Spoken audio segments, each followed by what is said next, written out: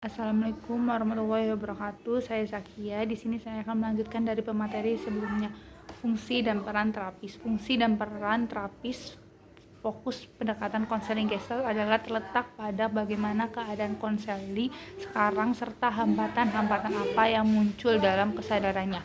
Oleh karena itu, tugas konselor adalah mendorong konseli untuk dapat melihat kenyataan yang ada pada dirinya serta mau mencoba menghadapinya. Konselor sejak awal konseling sudah mengarahkan tujuan agar konseling menjadi matang dan mampu menyingkirkan hambatan-hambatan yang menyebabkan konseli tidak dapat berdiri sendiri. Dalam hal ini, fungsi konselor adalah membantu konseling untuk melakukan transisi dari ketergantungannya terhadap faktor luar menjadi percaya akan kekuatannya sendiri. Usaha ini dilakukan dengan menemukan dan membuka kebuntuan yang ada pada diri konseli. Proses terapeutik. Pada dasarnya, terapi Gestalt pertemuan eksistensial antara orang, dan dari pertemuan itu klien cenderung untuk bergerak ke arah tertentu. Arah itu atau sasaran umum dari proses Gestalt diberikan garis besarnya oleh Jean Kerr sebagai pertumbuhan lanjut dari pertemuan terapeutik murni.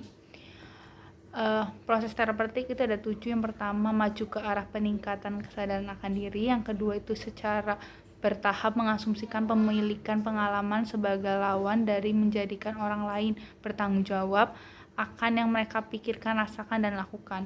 Ketiga itu ada mengembangkan kemampuan dan memiliki nilai yang akan membuat mereka berpuas diri dengan kebutuhan mereka sendiri tanpa harus melanggar hak orang lain. Yang keempat itu ada menjadi sadar akan seluruh perasaannya.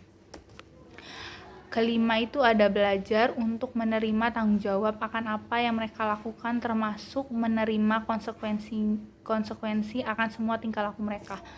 Keenam itu ada beranjak dari dukungan dari luar menuju dukungan internal yang makin meningkat. Ketujuh itu ada masih juga mampu meminta dan mendapatkan pertolongan dari orang lain serta memberikan pertolongan kepada orang lain.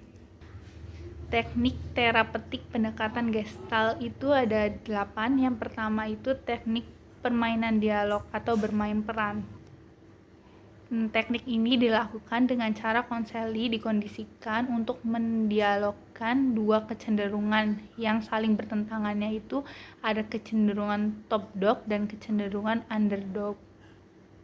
Yang kedua itu ada berkeliling atau membuat lingkaran, di mana klien diminta untuk berkeliling ke anggota-anggota kelompoknya dan berbicara atau melakukan sesuatu dengan setiap anggota itu. Maksud teknik ini adalah untuk menghadapi, memberanikan, dan bereksperimen dengan tingkah laku yang baru.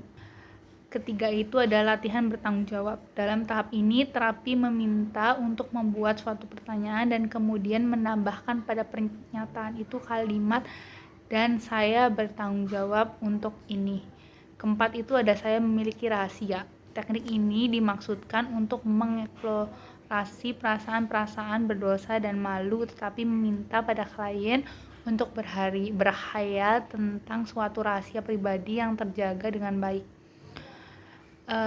Kelima itu ada bermain proyeksi. Dalam permainan ini, terapi meminta klien mengatakan saya tidak bisa mempercayaimu, untuk memainkan peran sebagai orang yang tidak bisa menaruh kepercayaan guna menyingkirkan sejauh mana ketidakpercayaan itu menjadi konflik dalam dirinya. Keenam itu ada teknik pembalikan. Teori yang melandasi teknik pembalikan adalah teori bahwa klien terjun ke dalam suatu yang dia takutinya karena dianggap bisa menimbulkan kecemasan dan menjalin hubungan dengan bagian-bagian diri yang telah ditekan atau diingkarinya. Oleh karena itu, teknik ini bisa membantu para klien untuk mulai menerima atribut-atribut pribadinya yang telah dicoba diingkarinya. Ketujuh itu ada tetap dengan perasaan. Teknik ini bisa digunakan pada klien untuk menunjukkan pada perasaan atau suasana hati yang tidak menyenangkan yang ia sangat ingin menghindarinya. Konselor mendorong konseli untuk tetap bertahan dengan perasaan yang ingin dihindarinya itu. Kebanyakan konseli ingin melarikan diri dari stimulus menakutkan dan menghindari perasaan-perasaan yang tidak menyenangkan. Yang terakhir yaitu ada pendekatan Gestalt terhadap kerja mimpi.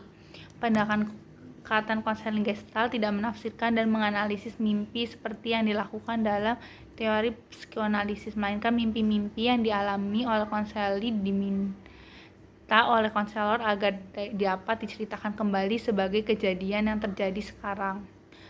Dalam praktiknya, teknik ini konseli dianjurkan untuk membuat daftar dari segenap rincian mimpi, mengingat orang-orang, kejadian, dan suasana hati mimpi dengan menciptakan dialog. Sekian dari saya. Wassalamualaikum warahmatullahi wabarakatuh.